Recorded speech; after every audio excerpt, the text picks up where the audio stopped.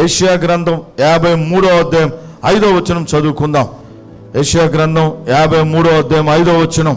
మన అతిక్రమ క్రియలను బట్టి అతడు గాయపరచబడను, మన దోషములను బట్టి నలగగొట్టబడను, మన సమాధానార్థమైన శిక్ష అతని మీద పడెను, అతడు పొందిన దెబ్బల చేత మనకు స్వస్థత కలుగుచున్నది. ఆమేన్. స్వస్థత అనేది బైబిల్ ప్రకారంగా మనం చూస్తే అందరూ వినాలి. నాకు స్వస్థత కావాలి, విడుదల కావాలి, ఆరోగ్యం కావాలి, నాకు నెమ్మది కావాలనుకున్న వాళ్ళంతా ఇంట్రెస్ట్గా ఉండండి. దేవుడు మిమ్మల్ని తాకబోతా ఉన్నాడు. దేవుని యొక్క శక్తి మిమ్మల్ని తాకబోతా ఉంది. హల్లెలూయా. బైబిల్ ప్రకారంగా స్వస్థత అనేది కేవలం శరీరానికే కాదు, మన మనసుకు కూడా, మన మనసు, మన ప్రాణం, మన ఆత్మకు కూడా స్వస్థత అనేది అవసరమై ఉంది. మన అంతరంగానికి, మన మనసుకి, నీ ప్రాణానికి, నీ శరీరానికే కాదు. కొంతమంది శరీరంకే అనుకుంటారు స్వస్థత. హృదయం కూడా కావాలి, అంతరంగ స్వస్థత కావాలి, మానసికమైన స్వస్థత కూడా కావాలి. గుండె చెదిరిన వారి గుండెను ఆయన బాగు చేయనంట ఆయన. హల్లెలూయా. కనుక దేవుడు కొంతమందిని అద్భుత రీతిలో వాక్యం ద్వారా, ఉపవాస ప్రార్థన ద్వారా, దైవ జనుల ద్వారా దేవుని స్తుతించటంలో, ఆరాధించటంలో ఎప్పుడు హీలింగ్ జరుగుతుందో తెలియదు. కొన్ని సందర్భాల్లో వాక్యం వింటుండగానే స్వస్థత వచ్చేస్తుంది. కొన్ని సందర్భాల్లో దేవుని స్తుతిస్తూ ఉంటే, ఆరాధిస్తూ ఉండగానే దైవికమైన శక్తి మనల్ని తాకి స్వస్థత వచ్చేస్తుంది. అందుకనే పాటలకి మిమ్మల్ని రమ్మంటాం. పాటల్లో శక్తి ఉంది, జీవం ఉంది. హల్లెలూయా. ఒకసారి ఏం జరిగిందంటే, 3 రాజులు కలిసి ఎలీషా దగ్గరకు వచ్చారు. అయ్యా, మా పరిస్థితి ఘోరమైపోయింది అయ్యా, ఏ విధంగా చేయాలి అయ్యా, ఎలా, దైవజనుడా అన్నాడు. అప్పుడు ఆయన ఏమన్నాడో తెలుసా? వాయిద్యకారుని కొన్ని తీసుకోరండి అన్నాడు. ఇలాంటి వాయిద్యాలు వాయించే, ఆయన్ని బాగా వాయించే ఒక వాయిద్యకారుని నా దగ్గరికి తీసుకోరండి అన్నాడు. వాయిద్యకారుని తీసుకొని వచ్చారు. తీసుకొని వస్తే ప్లే చేయి అన్నాడు. వాయిద్యం పెట్టుకొని ప్లే చేస్తూ ఉంటే ఆత్మవశుడయ్యాడు. ఎలీషా ఆత్మవశుడయి ప్రవచించడం ప్రారంభించాడు. ఇదిగో ఆ లోయల్లో మీరు గుంటలు తవ్వండి, లోయలో గుంటలు తవ్వండి, గోతులు తవ్వండి, నీళ్లు ఊరుతాయి, నీటి బావులుగా వస్తాయి. తర్వాత మీరు వెళ్ళండి, యుద్ధానికి వెళ్ళండి, గెలుపు దేవుడు మీకు అనుగ్రహించబోతున్నాడు. అంటే డిఫరెంట్గా ఉంటాయి దేవుని కార్యాలు. వాయిద్యకారుడు కావాలన్నాడు. హల్లెలూయా.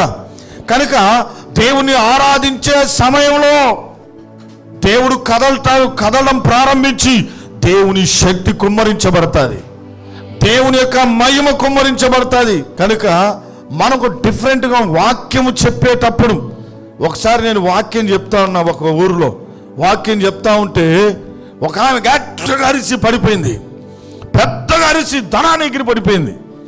వాక్యం చెప్తున్నా కానీ ఇంకా ఆపి ఆమెని చూసాము, అందరం చూసి అర్థమైంది, అమ్మా ఏం కాదులే, ఆమె మరలా లేస్తుంది అన్నాం. హల్లెలూయా. కొన్ని సందర్భాల్లో మీటింగ్స్లో నేను ప్రార్థన చేస్తున్నప్పుడే హీలింగ్స్ అయిపోతుంటాయి, డెలివరీస్ అయిపోతూ ఉంటుంది. దేవా నీకు మహిమ అనగానే హీలింగ్స్ అయిపోయేది.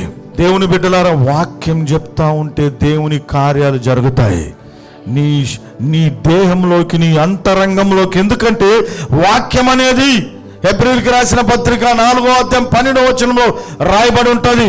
అది ఎటువంటి ఖడ్గము కంటే కూడా వాడిగా ఉండి ప్రాణాత్మ కీళ్లను, మూలుగులను దూసుకొని విభాగించబడినట్లుగా లోపలికి వెళ్ళిపోతుంది. నీ మూలుగులోకి కూడా వెళ్ళిపోతుంది, నీ కీళ్ళలోకి వెళ్ళిపోతుంది, నీ అంతరంగంలోకి వెళ్ళిపోతుంది.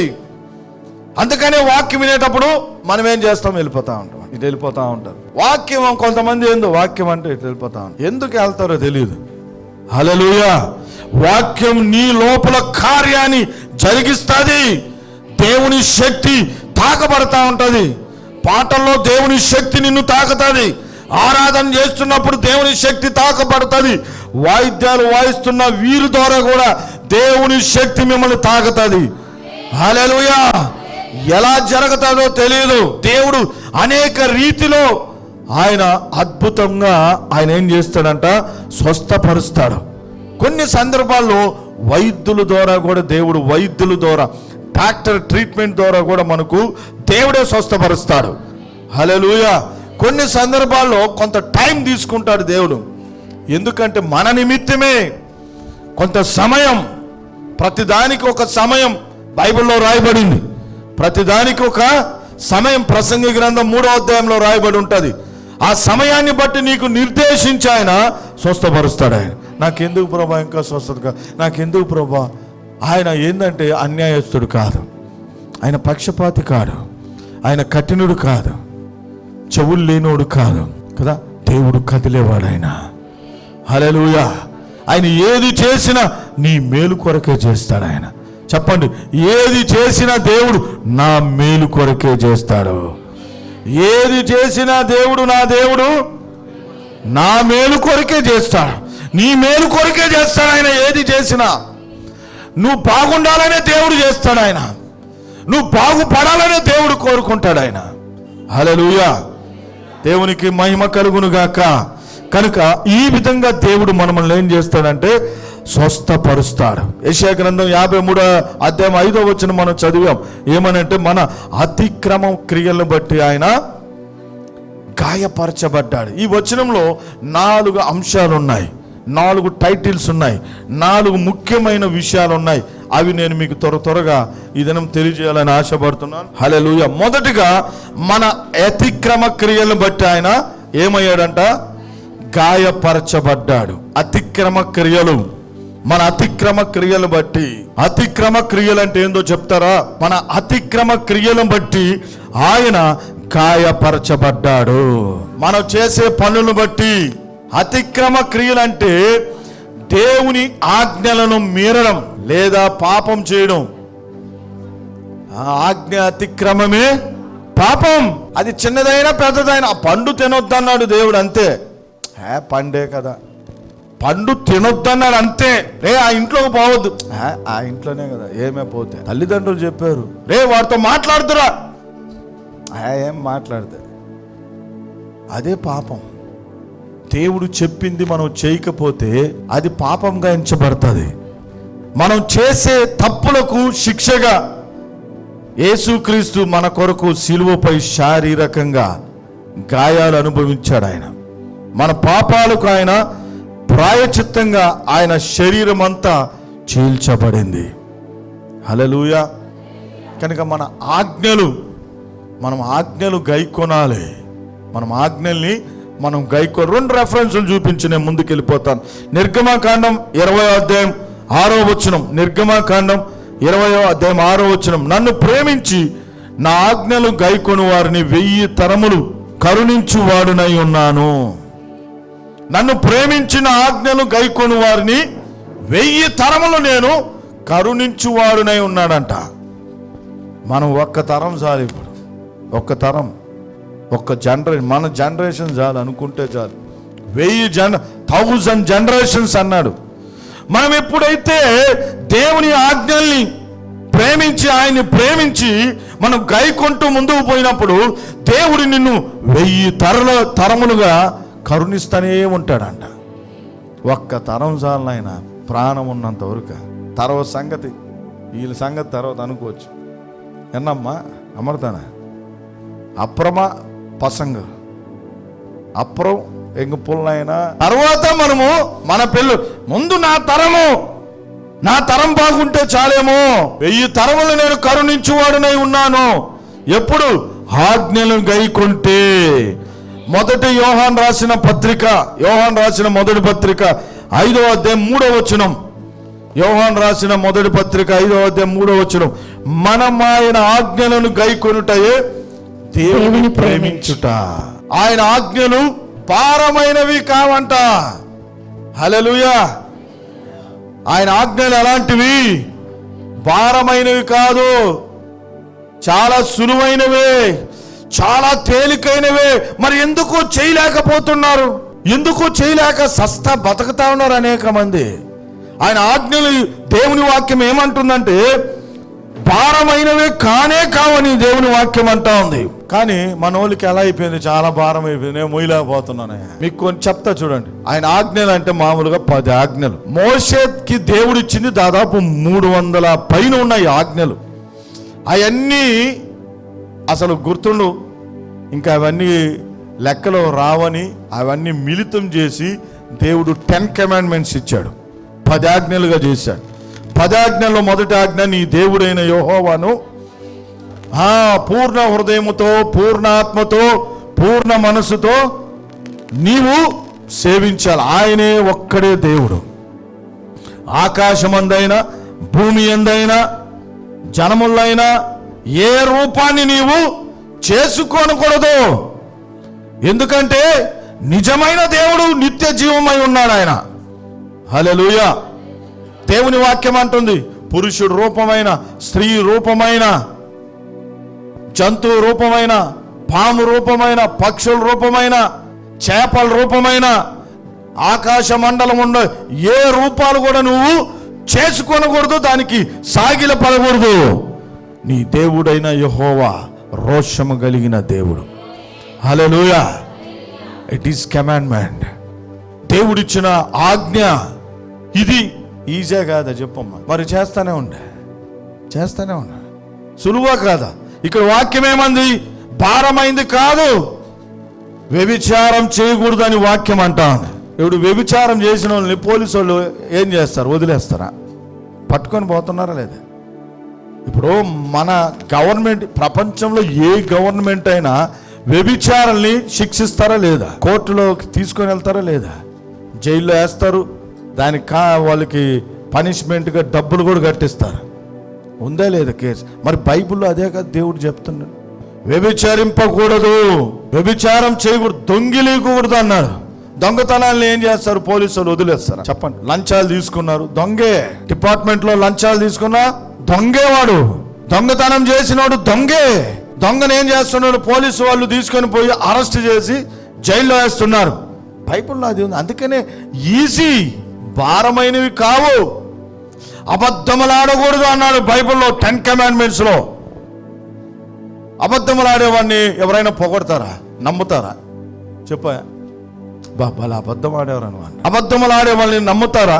పొగడతారా? గణపరుస్తారా? అదే దేవుని వాక్యం అంటుంది. ఇది భారమైందా మనకు? అబద్ధాలు ఆడటం అనేది, అబద్ధములు ఆడకుండా ఉండడము భారమా? అలా అలవాటు పడిపోతున్నారు అబద్ధాలు. ఏమ్మా మందిరికి రాలేదంటే కాలు నొప్పి. హల్లెలూయా. ఆజ్ఞ అతిక్రమం పాపం. మళ్ళా మనం ఏం చేస్తున్నామంటే ఆజ్ఞ అతిక్రమంలోకి వెళ్ళిపోతున్నాం, రోగంలోకి వెళ్తున్నాం, దేవుని గాయపరిచే స్థితిలోకి వెళ్ళిపోతున్నాం. ఇవన్నీ అందుకనే ఆజ్ఞలు అనేది భారమైనవి కాదు. నీతిమంతుడు, పరిశుద్ధుడు తేలిగ్గా చేసుకుంటూ వెళ్ళిపోతాడు. హల్లెలూయా. ఈ ఆజ్ఞలన్నిటిని కూడా యేసు ప్రభు వచ్చేలాప్పుడు ఏం చేశాడంటే 2గా మార్చేశాడు ఆయన. మత్తయి సువార్త 22వ అధ్యాయం 37 నుంచి 40 వచనాలు మీరు ఇంటికి వెళ్ళిన తర్వాత చదువుకోండి. మత్తయి సువార్త 22వ అధ్యాయం 37 నుంచి 40 వచనాలు 2 ఆజ్ఞలుగా మార్చేశాడు. నీ దేవుడైన యెహోవాను నీ పూర్ణ హృదయముతో, నీ పూర్ణ మనస్సుతో, నీ పూర్ణ ఆత్మతో సేవించాలి. హల్లెలూయా. 2వది, నిన్ను వలె నీ పొరుగువాని ప్రేమించు అన్నాడు. 10వ ఆజ్ఞ, నీ పొరుగువాని సొత్తైనను, భార్య అయినను, పురుషుడైనను, ఎద్దునైనను, దేనినైనను నీవు ఆశించకూడదు అన్నాడు. ఎంత గొప్ప ఆజ్ఞ ఇది! పొరుగువాని భార్య కాదు, వాడు సొత్తు కాదు, వాడు పిన్నిస్ కూడా వద్దు నీకు అన్నాడు. పరిశుద్ధునికి అది భారమా? నీతిమంతునికి భారమా? చెప్పండి. పరిశుద్ధుడికి భారం ఉండదు, అపవిత్రుడికి భారం అది, భక్తిహీనుడికి భారం అది, పాపం. అదే దేవుడు కోరుకుంటా ఉన్నాడు, చెయ్యొద్దని. మనం ఆయన ఆజ్ఞలు గైకొనుటయే దేవుని ప్రేమించుట. ఆయన ఆజ్ఞలు భారమైనవి కావు. గుర్తుపెట్టుకోండి దేవుని బిడ్డలారా. హల్లెలూయా. ఇది దేవుడు విశ్రాంతి దినాన్ని ఏర్పాటు చేశాడు. ప్రతి ఒక్కరు రావాలి. దేవుని బిడ్డలు అనేవాడు అనబడిన వాళ్ళందరూ, పరిశుద్ధులందరూ దేవుని మందిరంలో కనబడాలి, కరెక్ట్ సమయానికి కనబడాలి. ఆజ్ఞ ఇది. ఆజ్ఞ అతిక్రమం అయితే పాపం నీలో ఎంటర్ అయిందనే. ఆజ్ఞ అతిక్రమం. ఆజ్ఞలకి మనం వ్యతిరేకంగా పోతున్నామంటే ఏమవుతున్నాం? పాపం ఎంటర్ అయిపోతా ఉంది, భారం అయిపోతుంది, నీ జీవితం భారం అయిపోతుంది, ఆజ్ఞలకి భారం అయిపోతుంది, ఇంకా భారం అయిపోతుంది. ఊపిరి చూశారు ఐసీలో ఎట్టుంటారు? మన బ్లెస్సింగ్ తెలుస్తా, నారాయణలో ఎప్పుడు చూస్తూ ఉంటా, అట్ట అయిపోతుంది అనమాట. వీళ్ళకి ఇంకెట్ట అయిపోతుంది? కొర ఊపిరి, ఇంకా వెంటిలేటర్ పెట్టు మూతికేసి. కనుక ఆయన ఆజ్ఞలు భారమైనవి కావు. 119వ కీర్తన 127 143 వచనాలు మనం చదివితే, 119వ కీర్తన 127 143 వచనాలు చదివితే, బంగారు కంటేను అపరంజు కంటేను నీ ఆజ్ఞలు నాకు ఎంతో ప్రియముగా ఉన్నాయి. హల్లెలూయా. అవి నాకు సంతోషాన్ని కలుగజేస్తున్నాయి. చప్పట్లు కొట్టండి. పరిశుద్ధులకి ఎట్లుంటుంది తెలుసా? దేవుని ఆజ్ఞలు మంచి లడ్డులాగా ఉంటుంది, నేతి లడ్డులాగా. హల్లెలూయా. నీతిమంతునికి ఆజ్ఞలు అబ్బా ఐస్ క్రీమ్ హల్వా లాగా ఉంటుంది, బిర్యానీ లాగా ఉంటుంది. అనుసరించే వాళ్ళకి, లేనోడికి ఎట్టుంటుంది? అదే నిప్పులాగా ఉంటుంది, నిప్పులాగా పెద్ద కుప్పలాగా అట్లా అనిపిస్తుంది వాడికి. ఎందుకంటే వీడు పరిశుద్ధుడు కాదు, వీడు నీతిమంతుడు కాదు. హల్లెలూయా. పరిశుద్ధునికి నీతిమంతునికి ఎలా ఉంటుంది? మందిరం అంటే అబ్బా నా మందిరం, దేవుని మందిరం రా నాయన, పరిగెత్తాలా అని ఒక ఆశ.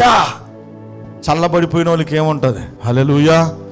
కనుక ఆజ్ఞలు భారమైనవి కాదు నీతిమంతులకి. దేవుని ఆజ్ఞలు భారమైంది కాదు పరిశుద్ధులకి. అవి చాలా సులువుగానే ఉంటాయంట. హల్లెలూయా. రెండవ అంశం మనం చూద్దాం. మన దోషములను బట్టి ఆయన నలుగగొట్టబడెను. దోషములు అంటే ఏంది? అందుకే ఆయన్ని మనం గాయపరుస్తున్నాం, మళ్ళా ఆయన మనల్ని గాయపరుస్తున్నాడు. గాయం చేయువాడిని నేనే, గాయాన్ని కట్టువాడిని నేనే. ఆజ్ఞాతిక్రమం చేస్తే ఏమవుద్ది? నీకు గాయం అవుద్ది. గాయాలు రేపుతున్నాం. హల్లెలూయా. రెండోదిగా మనం చూసింది ఏంటంటే, మన దోషములను బట్టి ఆయన నలుగగొట్టబడ్డాడు. ఆయన దోషం అంటే ఏంది చెప్పాలా? మన దోషములన్నిటిని బట్టి ఆయన నలుగగొట్టబడ్డాడు. ఇప్పుడు దోషాలు లేవు మనలో, నలుగగొట్టబడ్డాడు. దోషం అంటే ఏంటంటే మన అంతరంగంలో ఉన్న పాప స్వభావాన్ని, చెడు ఆలోచనల్ని, మురికిని, అపరాధ భావాలంతటిని మొత్తం కడిగేశాడు అట్లే. హల్లెలూయా.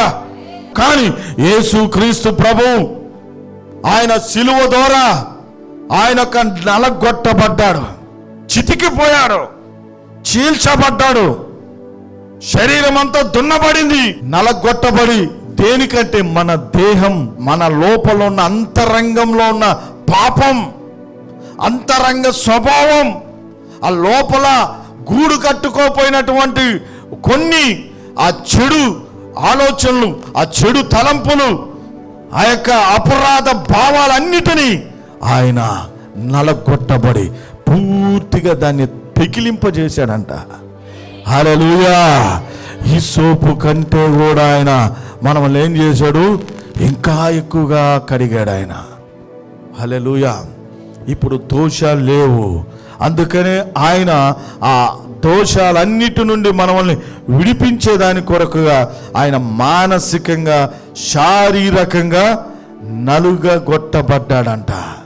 103వ దావీదు కీర్తన 3వ వచనంలో నుంచి మనం చదువుకుంటా పోతే, ఆయన నా దోషములన్నిటినీ క్షమించువాడు, నా సంకటములన్నిటినీ కుదుర్చువాడు అంటున్నాడు దావీదు భక్తుడు.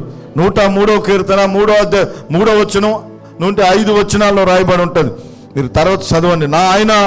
ఆయన నా దోషములన్నిటినీ క్షమించువాడు, నా సంకటములన్నిటినీ కుదుర్చువాడు. హల్లెలూయా. దోషంలో నా అంతరంగంలో ఉన్న మానని ఆ పాపం వల్ల వచ్చినవి కొంతమందికి అదే ఆలోచన ఉంటుంది. నా పాపాలు భయంకరంగా ఉన్నది, నేను అది చేశాను, ఇది చేశాను, అబద్ధం ఆడేసానే. కానీ ఆయన రక్తం మనల్ని ఏం చేస్తుందంటే లోపలికెళ్ళి ఆయన వాక్యము, రక్తము క్లీన్ చేసేస్తుంది నిన్ను. హల్లెలూయా. నీ సంకటములన్నిటిని, అనగా సంకటాలంటే ఏంటంటే రోగాలు, వ్యాధులు, బలహీనతలన్నిటినీ, ఆ రోగము, ఆ వ్యాధి, ఆ బలహీనతలన్నిటినీ దేవుడు కుదుర్చువాడంట, అంటే స్వస్థపరిచేవాడు ఆయన. హల్లెలూయా. ఎప్పుడైతే దోషం పోతుందో అంతరంగంలో నుంచి ఆయన స్వస్థత, మన దోషములు బట్టి ఆయన క్షమించువాడంట. దేవుని దగ్గర అడగాలి మనం, నన్ను క్షమించు ప్రభువా, నన్ను క్షమించు నాయనా అని మనం ఏం చేయాలా? దేవుని దగ్గర అడగాలి. దేవుని దగ్గర మనం అడిగి ప్రార్థన చేసినప్పుడు దేవుడు మనం క్షమించే దేవుడు. దేవుడు మనల్ని క్షమిస్తాడు. ఆయన తప్పిపోయిన కుమారుడు తండ్రి దగ్గర ఆస్తి తీసుకున్నాడు. నేను వెళ్ళిపోతా చూడు, ఎట్లా బతుకుతాను, నీ దగ్గర ఏముందా బతుక అని ఆయనతో గొడవ వేసుకొని తీసుకొని వెళ్ళాడు.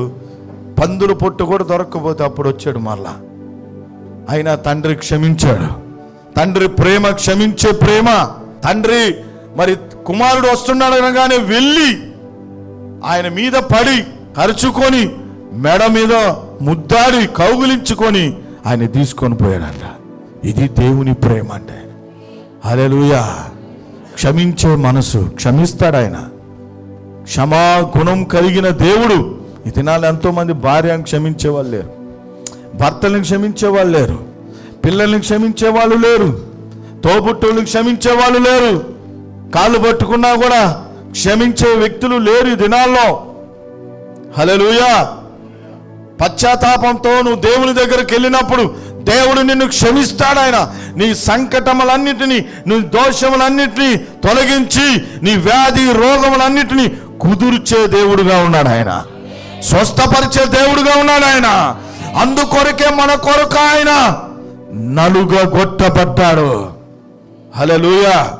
ఆయన శరీరం అంతా నలుగగొట్టబడింది. నీ బిడ్డలు నలుగొట్టబడ్డారా? మీ ఆయన నలుగొట్టబడ్డాడా? మీ అమ్మలో నలుగొట్టబడిందా? దేవుడు నలుగొట్టబడ్డాడు. అందుకని ఆయన ప్రేమ అగాపే ప్రేమ, శాశ్వతమైన ప్రేమ. ఆ ప్రేమ మన హృదయంలో కుమ్మరించబడుతుంటే తేలిపోతాం, అట్లనే మైమరిచిపోతాం దేవుని బిడ్డలారా. అందుకే ఆ ప్రేమ మన గుండెల్లో పొంగి పొర్లుతా ఉండాలి. పరలోక ప్రేమ ఇది. ఆమేన్. మూడోదిగా మన సమాధానార్థమైన శిక్ష అతని మీద పడెను. పాపం వల్ల మనిషికి దేవునికి మధ్య దూరం ఏర్పడిపోయింది. యెషయా 59వ అధ్యాయంలో మనం చదివితే, రక్షింపకుండునట్లుగా యెహోవా హస్తము కురుచ కాలేదంట. మీ అపరాధములు, మీ దోషములు, మీ పాపములు ఏమవుతున్నాయంటే అడ్డుగా, మనకు ఆయనకి అడ్డుగా వచ్చి నిలబడుతున్నాయి. మన సమాధానార్థమైన శిక్ష, మనం పొందాల్సినటువంటి శిక్ష దేవుడు ప్రభువు మీద వేశాడంట. నువ్వు పొందాల్సిన శిక్ష, నేను పొందాల్సిన శిక్ష, మనం పొందాల్సినంత ఆ పాపం వల్ల చేయాల్సిన ఆ శిక్ష అంతటిని తండ్రి అయిన దేవుడు తన కుమారుడైన ప్రభువు మీద సిలువలో ఆయన మీద మోపాడు. ఎందుకని? మనం పరలోకముతో సమాధానం పడాలని. దూరం అయిపోయి ఉన్నాం, సమాధానం పోయింది, శాంతి పోయింది. ఇవన్నిటి నుండి మరలా దేవుడు ఆయన శిక్ష పొంది మనల్ని ఏం చేశాడంటే సమాధానపరిచాడు. అందుకే యోహాను భక్తుడు అన్నాడు, సువార్త 1వ అధ్యాయం 29వ వచనంలో మనం చదివితే, లోక పాపములు మోసుకొని పోవు దేవుని గొర్రె పిల్ల. లోక పాపములంతా మోసుకొని పోవు దేవుని గొర్రె పిల్లగా మన కొరకు వచ్చాయన. మన యొక్క సమాధానమైన శిక్ష అతని మీద మోసుకున్నాడు దేవుడు. హల్లెలూయా. ఇప్పుడు మనకు ఏమైందంటే దేవునితో సమాధానం ఏర్పరచబడింది, దేవునితో సంధి ఏర్పడింది, సఖ్యత ఏర్పడింది. ఇప్పుడు ఎప్పుడైతే మనం ప్రభువుతో మనం కలుసుకుంటున్నామో, మనం పాపం నుండి వేరై వస్తున్నామో, ఈ లోకం నుండి వేరై ప్రభు దగ్గరకు వస్తున్నామో, నీకేం జరుగుతుందంటే సమాధానం ఏర్పడుతుంది. పరలోకం యొక్క శాంతి, ఆ సమాధానం నీ హృదయంలో నిండుకోబోతా ఉంది. 100 కోట్లు ఉన్నా ఒకడికి సమాధానం లేదు. నెలకి 2 లక్షల రూపాయలు సంపాదిస్తున్నా మనశ్శాంతి లేదు. ఎందుకని? నిజమైన దేవునితో సంధి లేదు. నిజమైనటువంటి పరలోకముతో సఖ్యత లేకుండా పోవడం బట్టి. హల్లెలూయా, దేవునికి మహిమ కలుగును గాక. కనుక మనము పొందాల్సినటువంటి సమాధానార్థమైన ఆ శిక్ష ప్రభువు మీద ఆ శిక్ష పడి ఇప్పుడు సమాధానం అనేటువంటి ఆశీర్వాదం, సమాధానం అనేటువంటి దీవెన, ఆ శాంతిని ప్రభు మనకు అనుగ్రహించాడు ఆయన. హల్లెలూయా. పేతురు రాసిన మొదటి పత్రిక 3వ అధ్యాయం 18వ వచనం చదివితే ఒక మాట రాయబడి ఉంటుంది. ఆ మాట చదువుతాం. పేతురు రాసిన మొదటి పత్రిక 3వ అధ్యాయం 18వ వచనం. త్వరగా చదువుకొని ముగించుకుంటాం, ముందుకు పోదాం. దేవుని చిత్తమాలాగున్న ఎడల కీడు చేసి శ్రమపడుట కంటే మేలు చేసి శ్రమపడుటయే బహు మంచిది. ఏలయనగా మనలను దేవుని యొద్దకు తెచ్చుటకు ఆ నీతిమంతుల కొరకు నీతిమంతుడైన క్రీస్తు శరీర విషయంలో చంపబడి ఆత్మ విషయంలో బ్రతికింపబడి పాపముల విషయంలో ఒక్కసారే శ్రమపడెను. చూడండి, దేవుని దగ్గరికి మనల్ని తీసుకొని వచ్చే నిమిత్తము క్రీస్తు ఏం చేయబడ్డాడు? చంపబడ్డాడు. ఆయన మన కొరకు గాయపరచబడ్డాడు, నలుగు కొట్టబడ్డాడు. ఆయన మనం పొందాల్సిన శిక్ష అంతా ఆయన మీద మోసుకున్నాడు. ఈ ప్రపంచంలో ఎవరైనా ఉన్నారా అలాంటి వాళ్ళు? చెప్పండి. శిక్షను అనుభవించే వాళ్ళు ఉన్నారా? అయ్యా నేను చేస్తాను నా శిక్షను, నీ శిక్ష నేను అనుభవిస్తామని జైలుకి వెళ్ళే వాళ్ళు ఉన్నారా? భర్త చేస్తే భార్య వెళ్ళేది ఉందా? నీ బదులు నేను 14 సంవత్సరాలు జైల్లో ఉంటానని చెప్తావా? చెప్పండి. నా భర్తను నేను ఎంతో ప్రేమిస్తున్నాను, ఆయన ఏదో తెలుసో తెలియకో చేసాడు, నేనుంటా జైల్లో అని వెళ్తావా? శిక్ష అనిపిస్తావా? కానీ ప్రభు దేవుడు ఆయన మన కొరకు దేవుని కుమారుడిగా ఈ లోకానికి వచ్చి ఆయన ఆ శిక్షను అనుభవించాడు. చూడనెల్లని వ్యక్తిగా మార్చబడ్డాడు. సిలువలో ఆయన ప్రేమను మనకు రుచి చూపించాడు. అది యేసుక్రీస్తు ప్రభు అంటే. ఆయన ఏదో ఇక్కడికి వచ్చి ఏదేదో చేసేదానికి రాలేదు. మన కొరకు ఆయన నలుగు కొట్టబడేదానికి వచ్చాడు. మన కొరకు గాయపరచబడ్డాడు. మన శిక్షను ఆయన భరించాడు. ఆయన మనల్ని పాప శాప బంధకాల నుండి. అందుకే యేసుక్రీస్తుని నమ్ముకున్న వాళ్ళు చూడండి, ఎంతమంది ప్రపంచంలో త్రాగుబోతులు, గంజాయిలు, హంతకులు, మూర్ఖులు, మొండోళ్ళు, ఎలాంటి వాళ్ళైనా యేసుక్రీస్తు దగ్గరకు వస్తే రాతి గుండె పోయి మాంసపు గుండెగా మారిపోతా ఉంది. హల్లెలూయా. నక్సలైట్లు మారారు, తీవ్రవాదులు మారారు, ఎంతెంతో వ్యక్తులు మారి ప్రభు పాదాలు పట్టుకొని పరిచర్య చేస్తా ముందుకు పోతా అన్నారు. ఎందుకంటే ఆయన ప్రేమ, ఆయన క్షమ. హల్లెలూయా. చివరిగా ఆయన పొందిన దెబ్బల చేత మనకు స్వస్థత కలుగుచున్నది.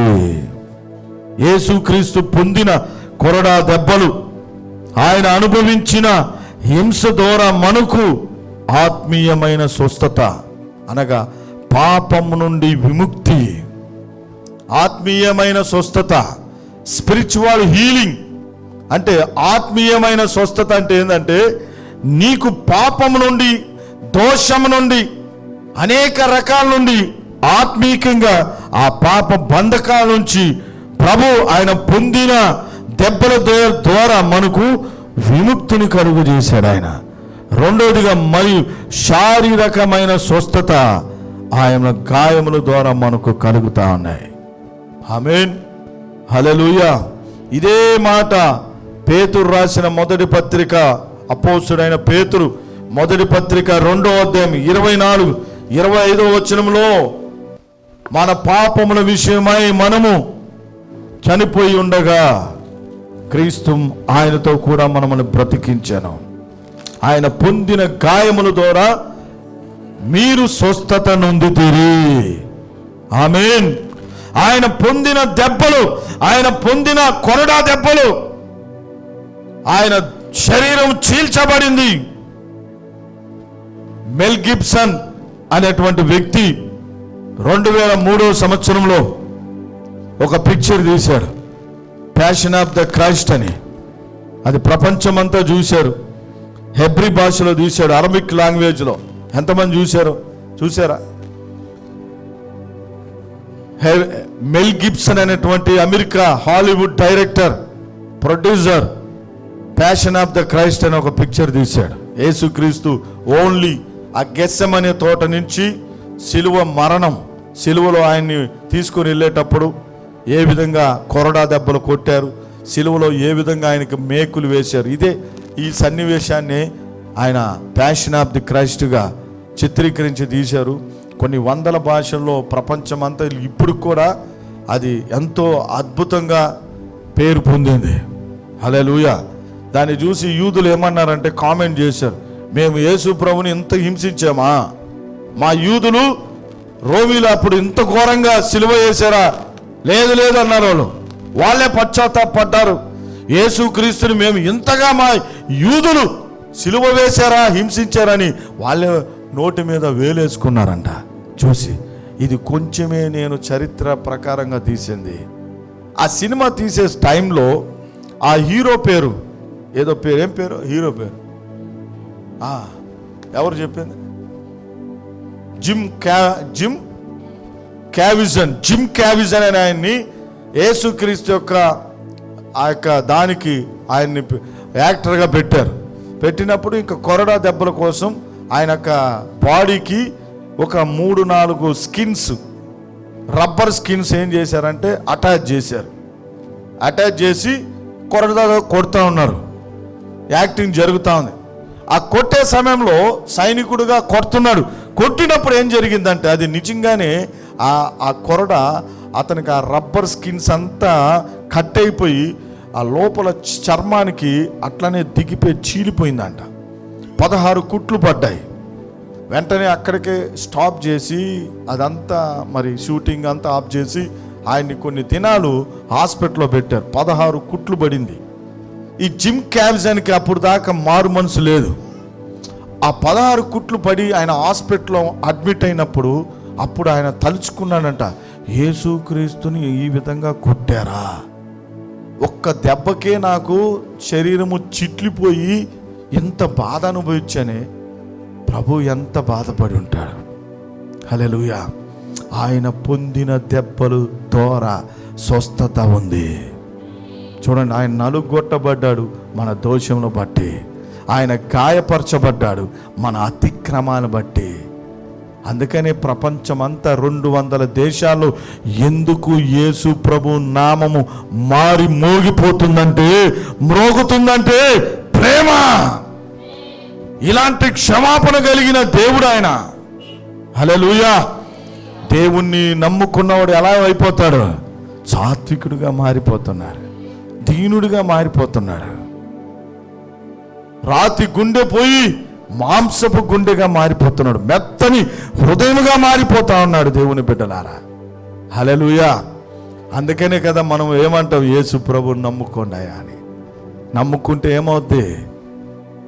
మంచోడుగా మారిపోతాడు. మామూలు మంచోడు కాదు, గొప్ప పరలోక సంబంధిగా మారిపోతాడు. హల్లెలూయా. ఆ కుట్లు పడి హాస్పిటల్లో ఉన్నప్పుడు అతను మారు మనసు పొంది ఇప్పుడు సువార్త చేస్తున్నాడు. ఆ యాక్టర్గా ఉన్న వ్యక్తి నిజమైన మారు మనసు పొంది ఇప్పుడు ఆయన దేవుని సువార్త ప్రకటిస్తూ అనేక దేశాల్లో పోతా ఉన్నాడు. ఈ జిమ్ క్యావిజన్ అని ఆయన. ఆమేన్. కనుక ఈ 4 అంశాల్లో చివరి అంశం ఏంటంటే, చివరి టైటిల్, చివరి ఆ మాట, ఆయన పొందిన ద్వారా మనకేం కలుగుతుందంట? స్వస్థత కలుగుతుంది. అందరం లేచి నిలబడదాం. దేవుడు నిన్ను స్వస్థపరచబోతా ఉన్నాడు. దేవుని గాయాలు నిన్ను స్వస్థతకి తీసుకురాబోతా ఉంది. హల్లెలూయా. చాలామంది ఫోన్లు చేస్తున్నారు, ప్రేయర్ చేస్తుంటే అద్భుతాలు జరుగుతూ ఉంది. నేను వాళ్ళ ఇంకా ముఖం కూడా చూడలేదు. కొంతమంది వస్తామంటున్నారు, టైం లేదని రాలేకపోతా అన్నారు. స్పాట్ హీలింగ్ జరుగుతున్నాయి, అద్భుతాలు జరిగిపోతా ఉంది. నెలల నుంచి బాధపడుతున్న వాళ్ళకి 2 నిమిషాలు ప్రేయర్ చేస్తే అద్భుతం జరుగుతా ఉంది. విడుదలైపోతున్నారు. నాకే అర్థం కావట్లేదు దేవుని ప్రేమ. ఆ పొందిన గాయముల ద్వారా ఉన్న స్వస్థతని పలుకుతున్నాను. అద్భుతాలు జరుగుతా ఉంది. నీకు కూడా అద్భుతం కావాలా? టీవీ పరిచయ ద్వారా, యూట్యూబ్ పరిచయ ద్వారా ఫోన్లు చేస్తున్న వాళ్ళకి ఎంతోమందికి దేవుడు మేలు చేస్తా ఉన్నాడు. కాళ్ళు బాగా అవుతున్నాయి, ఎప్పటి నుంచో పట్టి ఉన్న నొప్పులు పారిపోతా ఉన్నాయి, దురాత్మ శక్తులు పారిపోతా ఉన్నాయి, బంధకాలు తొలగిపోతా ఉన్నాయి. సార్ మీరు ఒక్కసారి వస్తే చాలు సార్ అన్నట్లుగా ఎంతో మంది వేడుకుంటా ఉన్నారు. దేవుని బిడ్డలారా, ఈ దినమున ఈ వాక్యమైన నీవు నిజంగా ఆయన నా కొరకు గాయపరచబడ్డాడు, నా కొరకు ఆయన నలుగొట్టబడ్డాడు, నా శిక్ష ఆయన మీద మోపబడింది, ఆయన పొందిన దెబ్బల ద్వారా నాకు స్వస్థత ఉంది అని నువ్వు నమ్మితే ఈ 4 విషయాలు దేవుడు నీ దగ్గరికి రాబోతా అన్నాడు. ఆయన కరుణించే దేవుడు. ఆయన నా ఆజ్ఞలను గైకొని ఆజ్ఞను ప్రేమించు వారిని నేను 1000 తరములు కరుణించువాడునై ఉన్నాను. మనం ఆయన ఆజ్ఞలను గైకొనుటే ఆయన్ని ప్రేమించుట. నువ్వు అనుకుంటున్నావు నేను ప్రేమిస్తున్నానని, కానీ ఎక్కడో ఆజ్ఞలు దూరం అయిపోతా అన్నా. నీకు భారంగా అనిపిస్తుంది దేవుని ఆజ్ఞలు. లేదు. Thank you lord. Hallelujah, hallelujah. Thank you lord. Thank you holy spirit. ప్రార్థన చేద్దాం. నీ కొరకు నేను ప్రార్థన చేయబోతున్నా. స్వస్థత కొరకు ప్రార్థన చేయబోతున్నా. విడుదల కొరకు ప్రార్థన చేస్తున్నాను. ఏకీపిస్తావా? నిజమని నమ్ముతావా? ఆయన నా కొరకు గాయపరచబడ్డాడు, ఆయన నా కొరకు నలుగొట్టబడ్డాడు, ఆయన శిక్ష, నా మీద ఉన్న శిక్ష ఆయన మీద మోపబడింది, ఆయన పొందిన గాయముల ద్వారా, దెబ్బల ద్వారా నాకు స్వస్థత ఉందని నమ్ముతావా? You are ready. దేవుని శక్తి నిన్ను కదిలించబోతుంది. దేవుని ఆత్మ సన్నిధి నిన్ను తాకబోతా ఉంది. పరిశుద్ధాత్మ జీవం కదలబోతా ఉంది.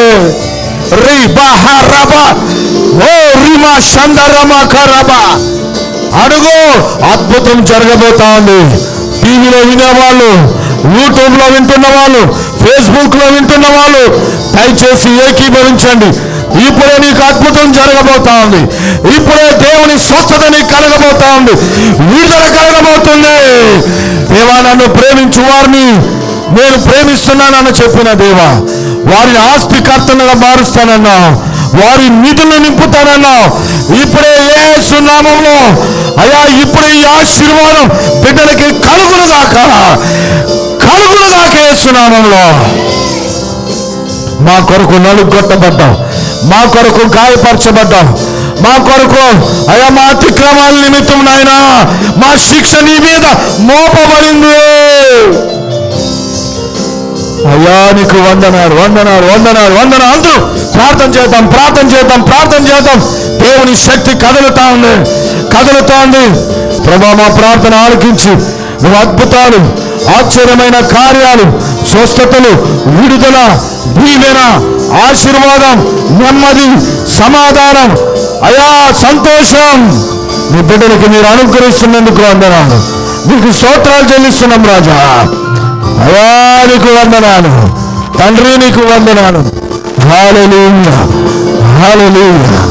Thank you Jesus. Thank you Lord. దీవించినందుకు వందనాలు, తాకినందుకు వందనాలు, ముట్టినందుకు వందనాలు, అద్భుతాలు చేసినందుకు వందనాలు, స్వస్థపరిచినందుకు వందనాలు. నీకే మహిమ చెల్లిస్తున్నాం రాజా. యేసు క్రీస్తు నామం పేరట ప్రార్థన చేసి అడిగి వేడుకొంచున్నాం తండ్రి. ఆమేన్.